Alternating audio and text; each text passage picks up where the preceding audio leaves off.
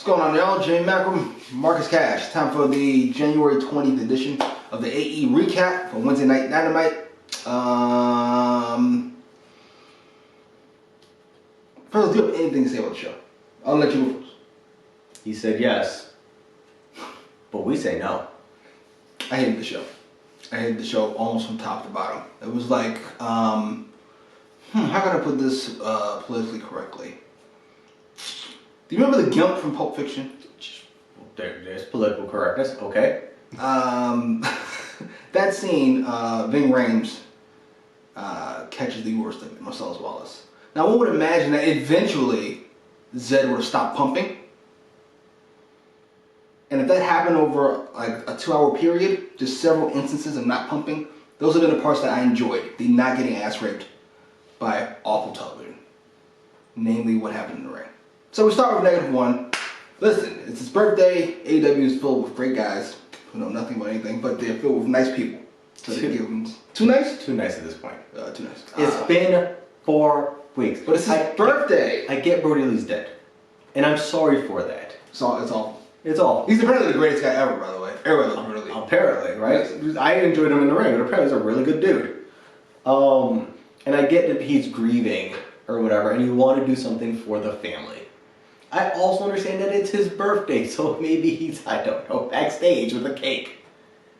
But if you're going to do stuff on a camera, keep that shit on dark.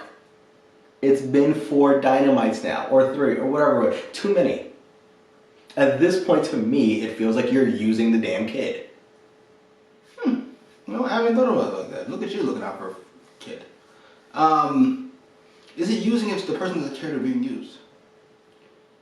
So it's in bad taste. It is gross. It's in poor taste. Like, it's, can he go be a kid? Alright, well, to be fair, I'm sure he's enjoying his time. Like, yeah, but still, like, it's... Before you all go off on what Vince does and whatever. By the way, I said the other day, I fucking posted on my community wall, apparently. What did I say? AEW has phenomenal talent, but terrible booking. And then somebody wrote down, WWE and Impact sucked. This has nothing to do with me. I don't watch, I don't care. I'm sure it does, I'm sure you're right. It just doesn't concern me. Yeah, he last watched WWE, what, 2003? Like, take it at your words. It's terrible what you say it is.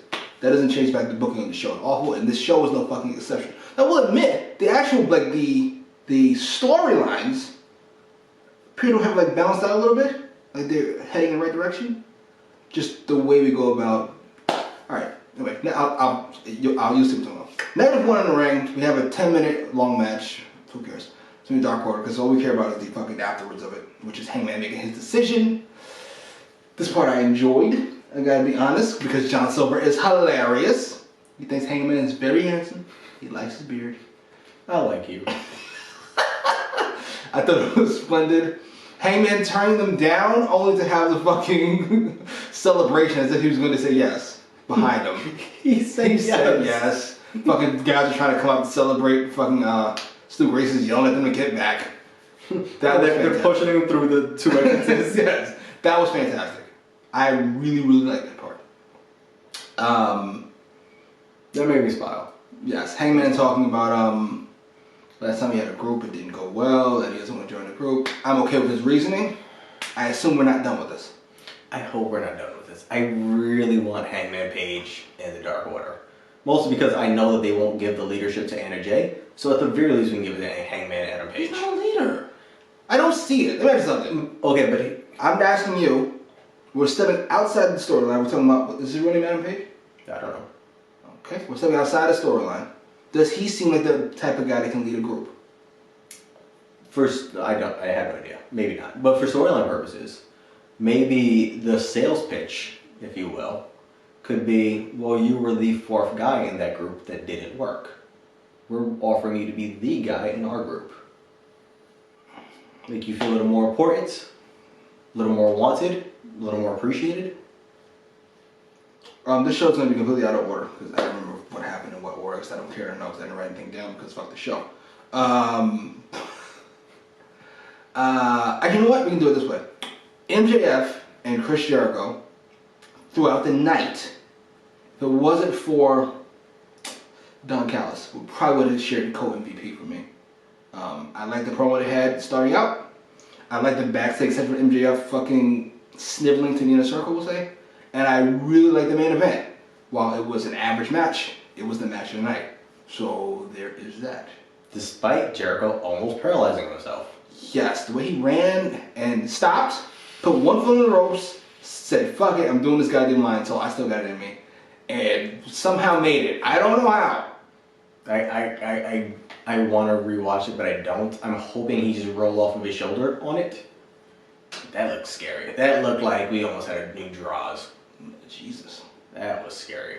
That is an awful reference, visually, and an awful reference because nobody's going to know what the fuck you're talking about. And also, even more so, because Jericho will be out here still on camera with his wheelchair. Jesus fucking Christ, that's dark. He would. Alright, that's enough. Ironically, I never say this much, even though it's only part of the sentence. I like the Young Bucks / Don Callis segment.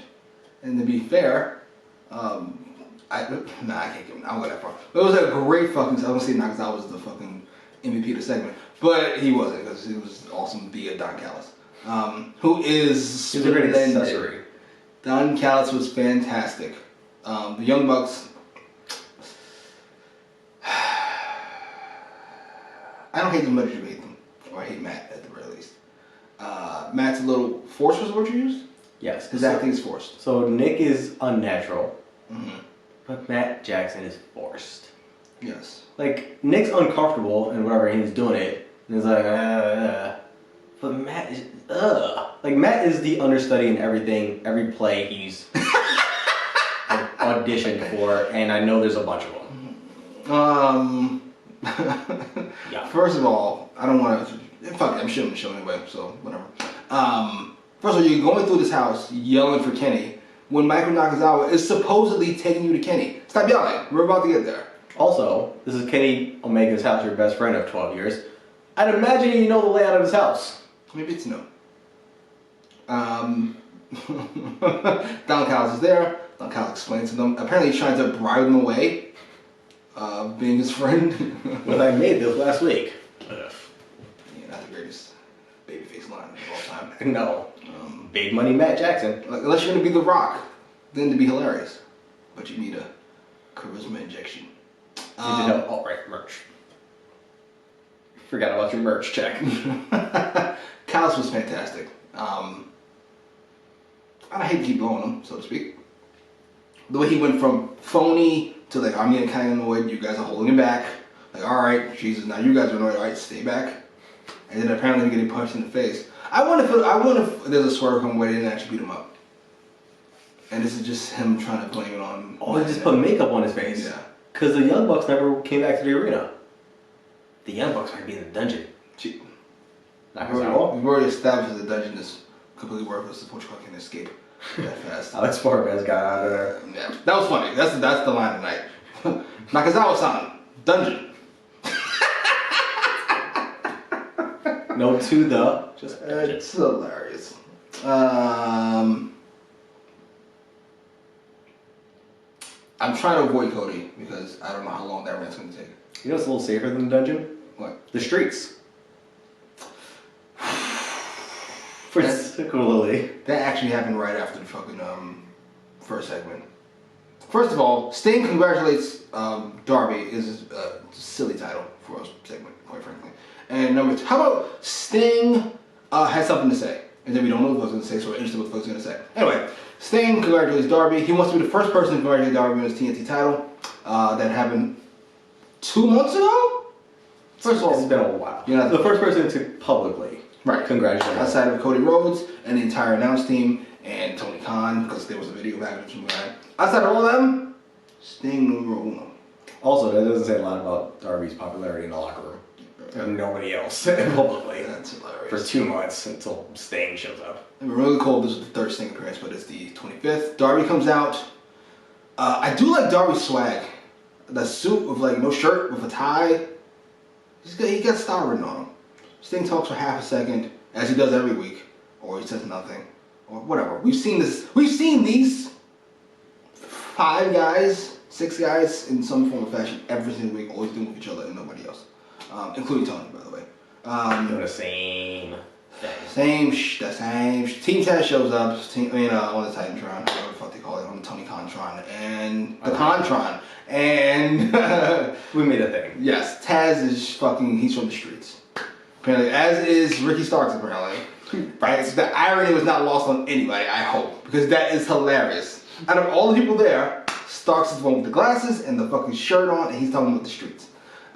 He's got to be the second preppiest guy in the group, like besides Hook, who has a very posh life. Yes, fucking clearly Taz has done very well for himself. Yes, I found Hook's Instagram. He's very posh life. Apparently there's gonna be some type of street fight or something. Darby gets the last word. He says, "Be careful what you push for, because you just might." He didn't say get it. Just might happen. Which is not how that line goes. So I'm gonna give a pass for that. I gotta be honest. Outside of last week, can we agree that it's been like 4 or 5 weeks of just wasted thing? Yes. Is this the worst case? This feels like a waste. I feel like this could have happened without Sting. I'm not gonna say it's the worst case because in my mind, here we go. It's building to a tag team street fight of some sort. So at least there's something to it. That's not the issue. That's not my issue. My point is, this, out of all the segments, this needed Sting the least. We can still make Street Fight just without Sting, especially since there was no actual Street Fight announced. Yeah, and considering the way everything else happens, Tony Khan could have just put a graphic up on the screen. Next week, Street Fight tag team match. I don't like, they do that so much now, I really don't like it. Fucking Cody had a 27-minute match with Pretty? Pathetic Peter Avalon. It wasn't 27 minutes, but it might as well have been. What the fuck was that? If you, SPP knows this, Cash knows this, between the three of us, we'll say 2 years ago, Cody Rhodes was my guy. Goldie Rhodes, I called him. My fucking guy. He has fallen so fucking far in my world. I dread seeing him on television. Not because he's not talented, but because I know whatever's about to happen is about to be the fucking Triple H equivalent of everything. It's entirely too long, it's entirely too complicated. God forbid if it's both. This week was just one. It was entirely too long. I, personally, used to refer to AEW as the Cody Federation. I love that. Mostly because of my faith and belovedness for Cody Rhodes. I know that's not a word, but whatever. Yeah, his stuff is too long. Like,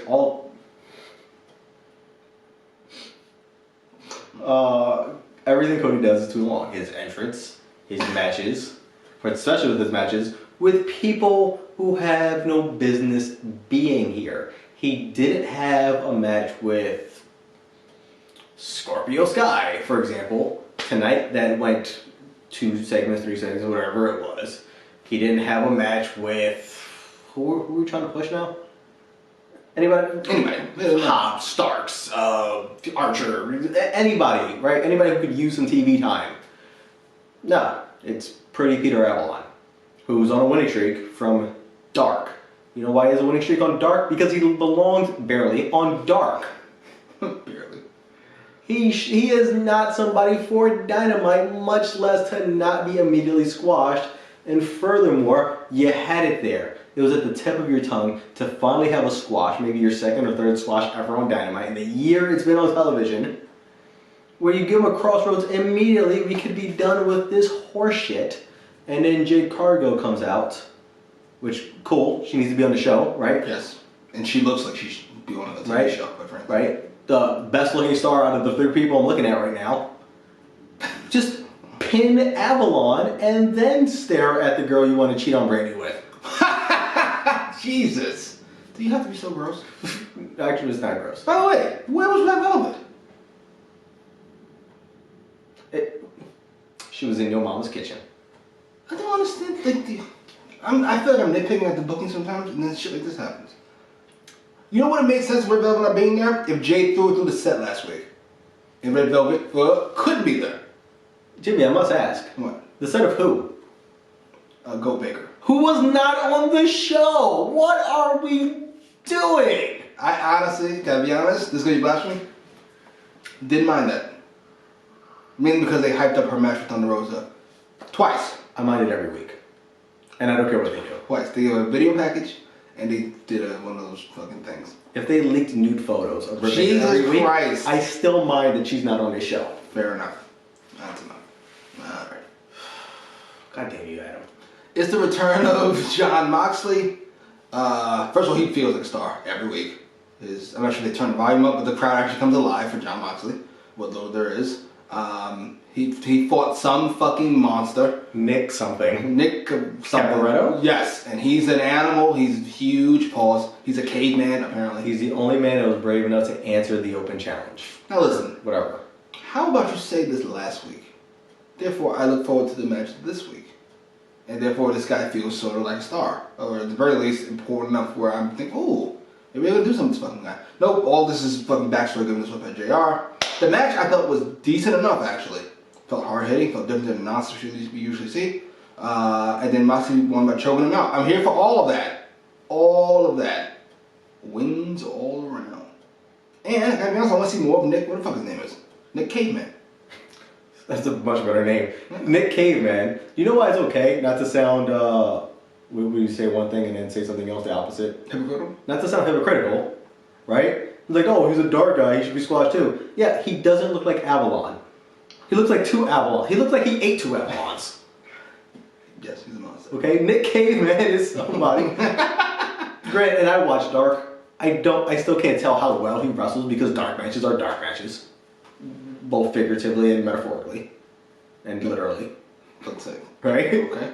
But he is someone you could do something with if he had any skill. I don't know if he does or not. But if he does, you could do something with him. There's no reason for Peter Avalon in the company, quite frankly. Jesus Christ. Anyway, Moxley cuts a promo. I'm not going to keep going about how great Jon Moxley's promos are. This was no exception. That's kind of what he does. It's only a few weeks late, but... I want to give him a pass. I really like the promo. I like how he's not whining and complaining. I like how fucking that fits his character. I like how he's just like, fuck it. Well, this is how we're going to do it now. Here for it. Right. I was about to say what they followed up with. I remember thinking this is the best 5 minutes of my night. 2 minutes from Jon Moxley, and then another 2 minutes from fucking, well, 3 and then 2 from Eddie Kingston. Eddie Kingston cuts a promo about moving on from fucking Pac, and we're on to Lance Archer. First of all, have Bunny next to him. Eddie Kingston's so great, I wasn't even distracted by Bunny. Because I was watching the GOAT Eddie Kingston talk his schmack. I was listening to Eddie Kingston at best. That's hilarious. Can't say any facial expressions he did. They're awesome. That's what he does. Lance Archer shows up. He starts going into his nonsense. Luckily, Eddie Kingston called him out his nonsense. Oh, with the poetry. Which is fantastic. They go back and forth. Apparently, fucking there's going to be no interference from ringside. Yeah, right. What do you say? Sure. Snake, who apparently got a haircut at some point, just gets involved because he hasn't talked in months. So we got to have the Snake talk, so we're paying him. Right? Oh, right. Jake Snake is an amazing promo, that's why we brought him in here. Still got to check. Forgot about that. Jesus fucking Christ. Right, I forgot we're paying you to talk for this guy who shouldn't be talking because he's just poetic at 7 feet tall and rhyming. I mean, what are you doing? My dream scenario is we make the Snake into the leader of the Dark Order, frankly. I'm okay with that. It just feels like an obvious fit to me. Especially just being somebody to talk and what he does. This makes me uncomfortable because I feel like he's going to be super inappropriate with 99. Am I wrong? First of all, if you have evidence of some type of misconduct, let's hear it, sir. No, he just feels like a creepy old man. Just feels like a creepy old man. You are the authority on that, sir. So let it ride. I know this has nothing to do with the show this week. What has something to do with the show this week? How can I say this without sounding like a homer or a mark, as they say? Eddie Kingston needs the win. It is a must win. He's lost to Moxley twice. He's lost to Pac. And there's another big loss he had. And everything's been clean, hasn't it? Yes. He has to win this match. And we're able to take Eddie Kingston and the family by extension. Damn, they're violence. Like the whole thing. Seriously. Thank you. He needs to win. I don't care how he gets it, dirty, clean, or otherwise. He ain't have to clean. He needs to win. Archie kind of needs to too, but fuck it. I'm sorry. Archer's still 7 feet tall. He can bounce back. I gotta be honest. Actually, you know what? Nah, it makes too much sense. It's good to have a Snake turn on him. We're gonna have Archie be face. And to be honest, the Snake fits into the family violence. That's his thing. I don't see that. I ain't gonna lie to you. I get really excited. Damn, I like that. Right? Damn, I like that. Damn, I want something that I didn't know I didn't know was a thing. I'm not gonna get it. What? Oh, damn it. It's like, come on. Fantasy booking with Jimmy Macro. I'm here for it. We should do a segment on your show. We should do it with you. Depends what we're talking about. I don't care. That's hilarious. I'm not gonna cut that. What else is on there? You keep doing it. I'm not looking at it. I don't look at it. I don't look at these AEW things. They're just fucking. Damn it. God damn it. There's something I'm missing that bothered me. Yeah, I still want to say the Cody thing for last. We just talked about Cody. We just talked about Cody. Jesus, did you have a stroke? Maybe.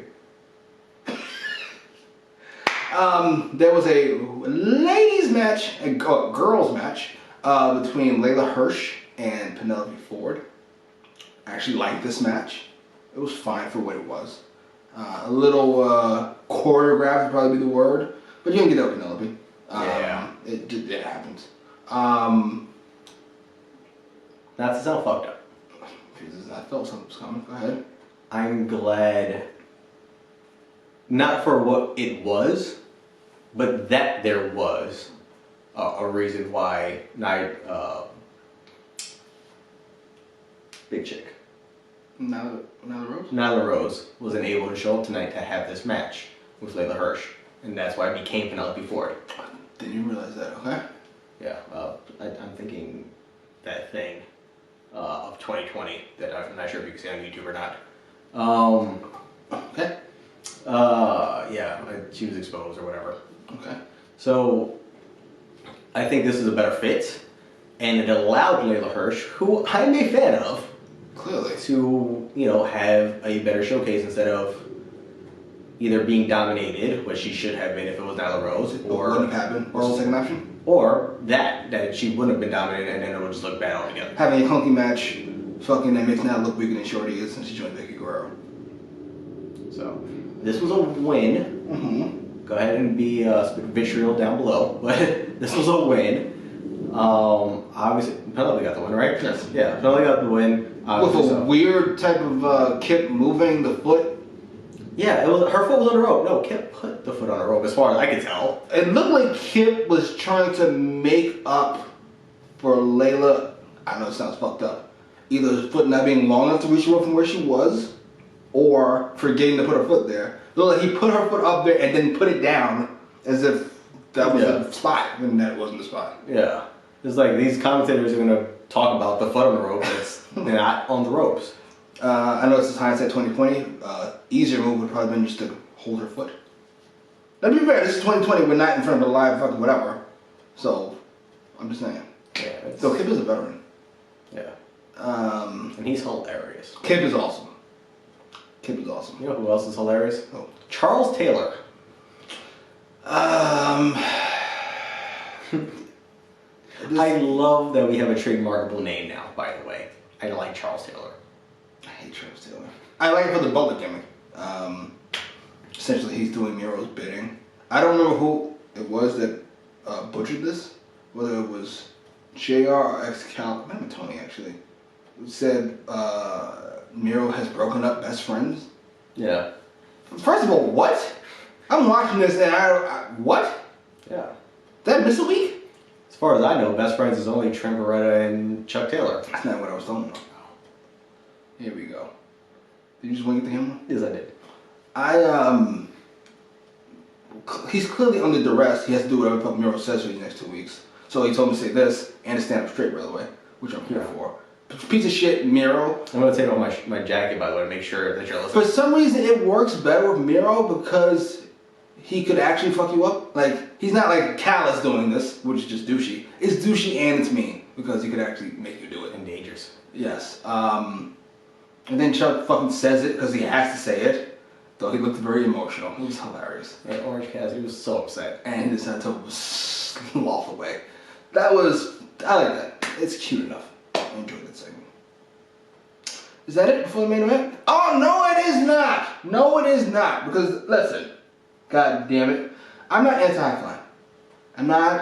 I'm very big on the high flying. Almost forgot about this match. I love Sammy Guevara.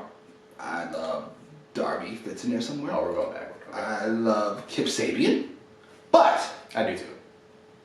this 6-man tag match with Hardy and Private Party Hardy Party. versus Top Flight And Matthew Seidel. First of all, that was a mess. When people think Spot Fest, they think of a whole bunch of flips and stuff. But actually, that's not what it means. A Spot Fest is just a bunch of spots. And that's essentially what the beginning of this match was. I was like tapped out around the 5-minute mark. I went, I am out of here. What the fuck was that? There's like all this choreographed nonsense that didn't hit. It missed. It made everything look ridiculous and bad. Especially these guys who are about to turn heel, apparently.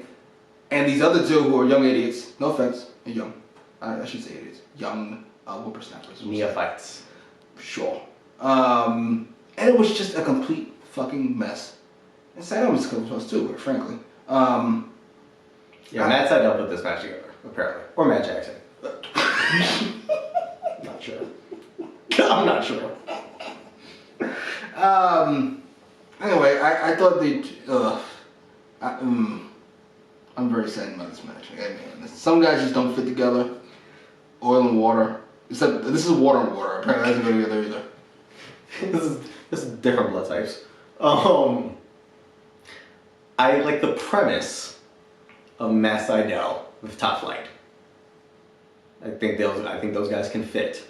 Maybe they should be at the Rhodes Academy or whatever, working out some kinks and actually having a few tag matches or something together. I don't know. But I think that could work. Granted, there's no trios titles. There's no point for a bunch of trios matches, but nonetheless.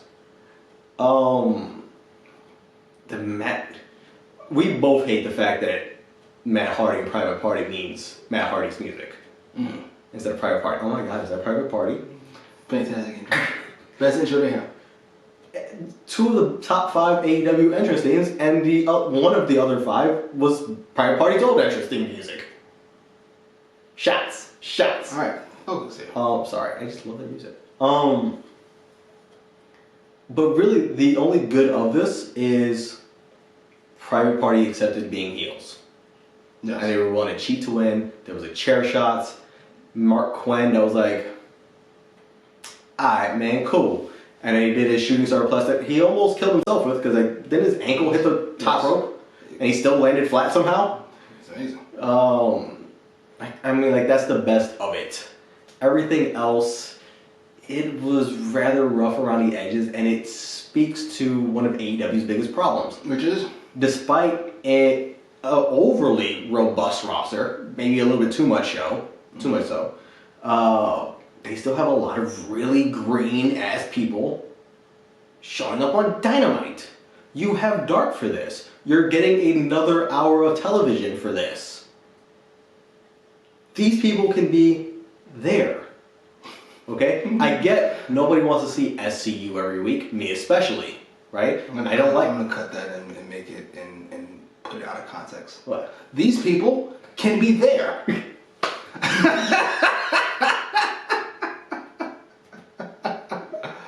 Barack Obama was at the inauguration. These people can be there. I'm gonna save the link for this just for context, please. Oh, please believe me. God damn it. But yeah, right? I don't want to see SCU every week. They're about 106 years old, right? Fine. I don't want to see Marco Stunt ever. Actually, Marco Stunt fits into this. I don't want to see Luchasaurus that much. Sure, where are we going? But these are people you can have on Dynamite instead of not on Dynamite. And I don't know, people like FTR, for example. Instead of having Top Flight, who's just not ready for this stage. He's not. I'm sorry. I'm sorry. We're on the same page. I think I agree. Their future's bright as hell. Mad bright, yo. Mad bright, yo, as said by Darius Martin. But they're not ready yet. And if you're gonna have them do new things, like a trios match with Matt Sydal all of a sudden, let them, work on that before you put it on freaking Dynamite. Yeah, I'm in agreement with that. I gotta be honest. To me, this feels like the back in my day. Well, these guys would have been special. To me, they're just more of the same. Whatever you get on Dynamite, and but less polished. Yes, less polished. Meanwhile, it's FTR, Moxley, and who are the rapping? Who's the rapping motherfucker? The Acclaimed. The Acclaimed. They stick out to me. Like, I saw the Acclaimed in the crowd, and I got a little sad. I wanted them on my television, and I just met them. I did 3 weeks ago. And I get they're still a little green also. And to hedge my argument, I'd be okay with them still being just on Dark for now. Also, I'm not, and I'm going to tell you why. This is a risk-reward issue. Because if Darius, who's the younger one? I don't know. Darius, I don't care who it is. I know the light-skinned one is Dante. But it's not important. If Dante, I think, fucks up one of his spots, me, my 4-year-old cousin, and my 8-year-old grandma are going to notice because he just broke his fucking neck. If rapper Max Caster misses a spot, it looked a little awkward. And mess up that body slam. Oh, what a shame. What is Russell Cena doing today? You know what I mean? Like, it just, I don't need to see a whole people missing flips. I don't need to see fucking Mark Quinn.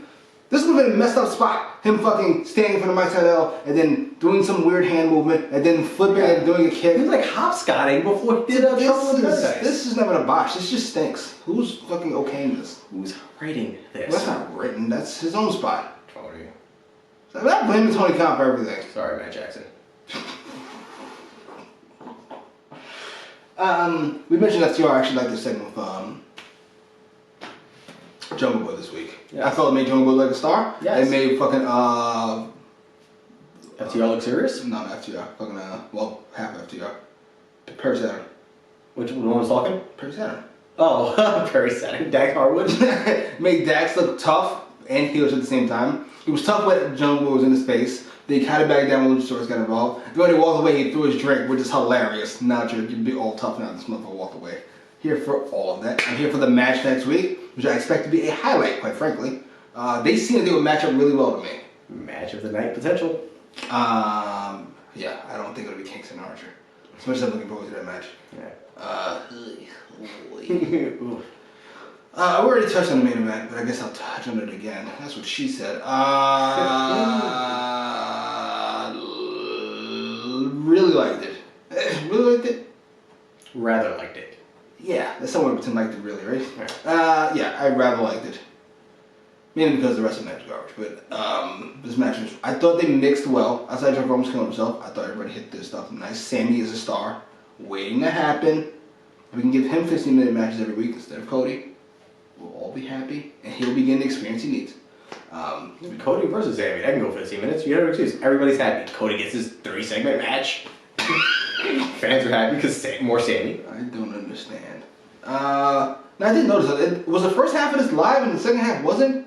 It felt very odd because the first half there was no live thing, I noticed, and the second half JR mentions it live. Quite frankly, it was very, very odd. It was an odd show. Maybe we should give him a pass for those. I noticed that.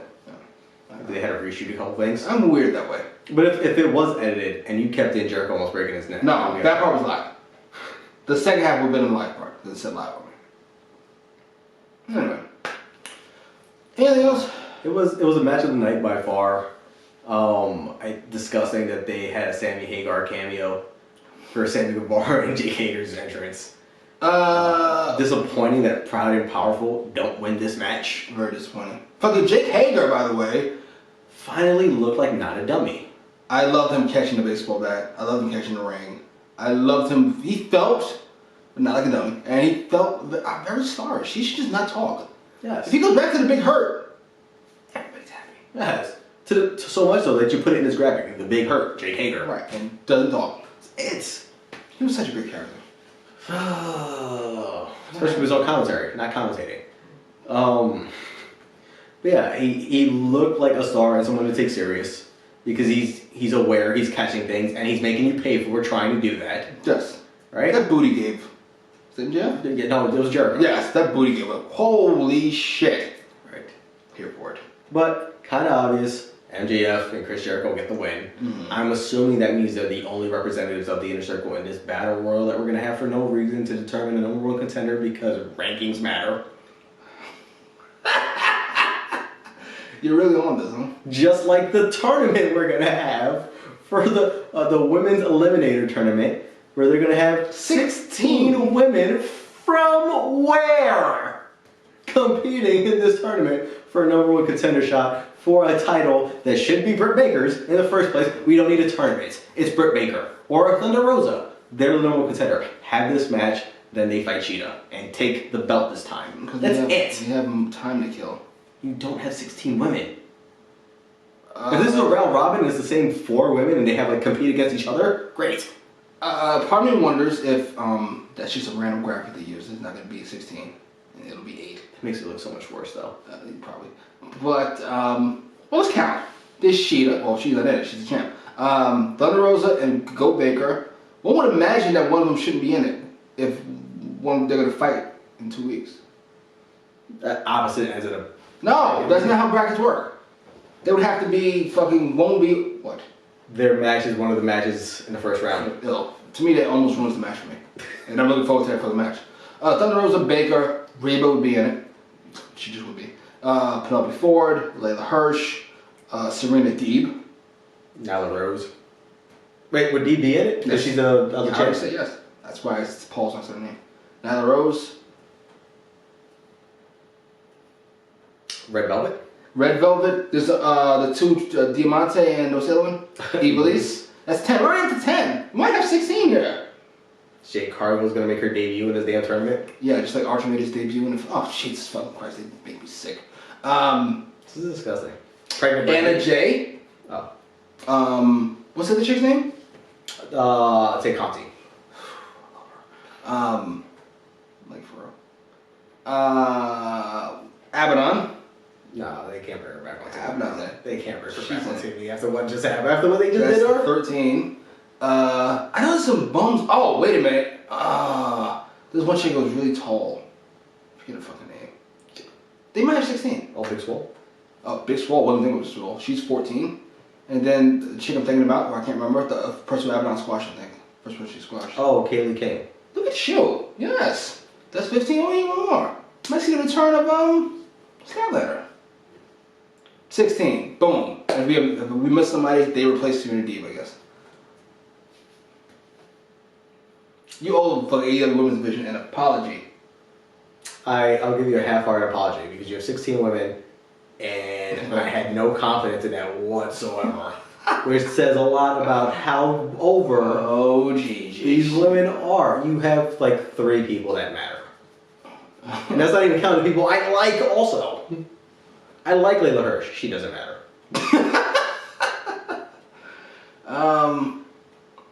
Do we have a guess who wins this tournament? I want to see, no, not tournament, the Battle Royal.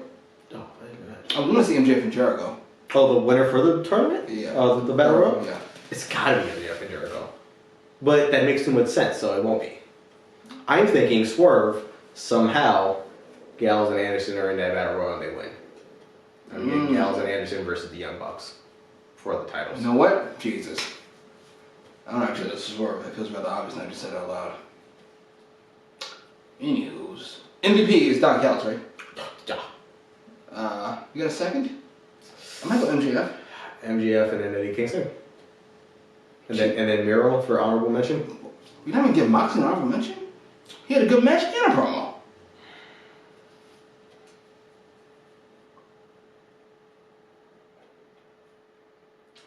For the sake of its being, no disrespect, the same level of awesomeness as always, less impressive. I love that. So you're putting him on a curve. That's kind of fucked up. We don't get this out of Miro, so he gets an honorable mention.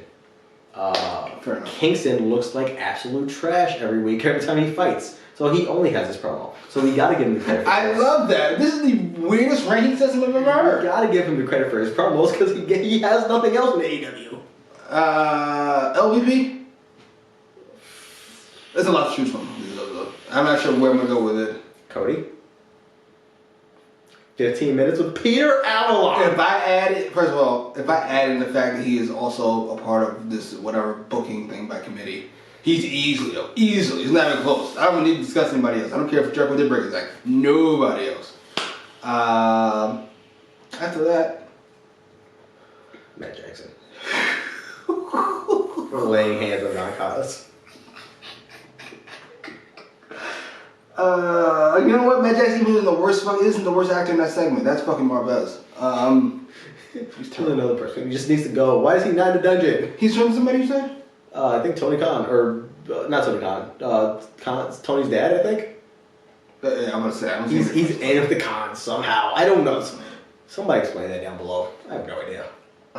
Fuck. I'm trying to think who else to put on this list.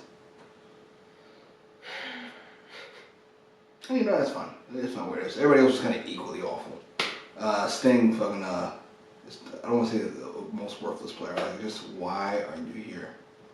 I guarantee, I don't know what the rating is. You guys know better than I guarantee the rating is down from last week. Well, it might have been terrible last week. I don't remember what it was. But aren't ratings really just how well you responded to last week's show? Yes. But my whole point is, because last week's their best week that they've done in a while. Yes. Despite other opinions, their best show they've done in a while. Sting's appearances dropped at 990,000 or so the first week. The second week was about the same thing. So we're going to give Sting credit for both those weeks, right? Sure. I guess. Yeah. Okay. Finish your thought? I don't know. No, I'm not until we can fucking get on the same fucking page of common fucking sense here. So I can continue fucked up having a goddamn aneurysm. Okay. Yes. I guarantee you they've come nowhere close to that sense. Because you decided to fucking rape Sting's name, quite frankly, and his appearance. I guarantee you just wasted whatever good boy you have with Sting. I guarantee it. I guarantee it. How many do you think? Especially when he advertised Sting as Sting congratulates Darby Allin. Only graphic. Not Sting has something to say. Not Sting's appearance, coming up next, or whatever. Second segment of the night, by the way. Sting makes it snow again later on tonight. None of that. Sting congratulates Darby Allin. Now we know what the point of the segment is. What if we don't like Darby Allin? I do. What if we don't? What if we don't give a fuck with Sting congratulating somebody? What if we don't care that this Sting character comes out and talks like this, and I see myself in you, and I wanted to be the first one to congratulate you publicly on your appearance. I'm so, what's the word? Yeah, you can't figure me out. Mysterious? I'm so mysterious, and I'm so legendary, and I'm so animated, because it's showtime, folks. But I'm going to talk to you like this, because I'm 97 years old. Jesus! And the most charismatic thing I'm going to do in this ring is I'm going to take Scott Hall's taunt, and I'm going to take my arms this way and show that I'm nimble enough to move them all the way this way as I point to you for really no reason. And then I'm going to whisper to you that we should accept the challenge instead of putting my microphone to my face and making it a worthwhile moment of the segment. I talk like this. I got it. That's the whole point of this trashing. It's just monotone. Though I have to admit, you know what I listen to? This is how fucking ridiculous I am. I can trash wrestling every week, and then I listen to fucking podcast Eric Bischoff. Oh my god. Eric Bischoff, he said the reason they didn't put the belt on Sting at Starrcade 97 is because Sting seemed unenthused about. First of all, it's not a reason not to put the belt on somebody. I can put the sun on for a year. That's not how that works.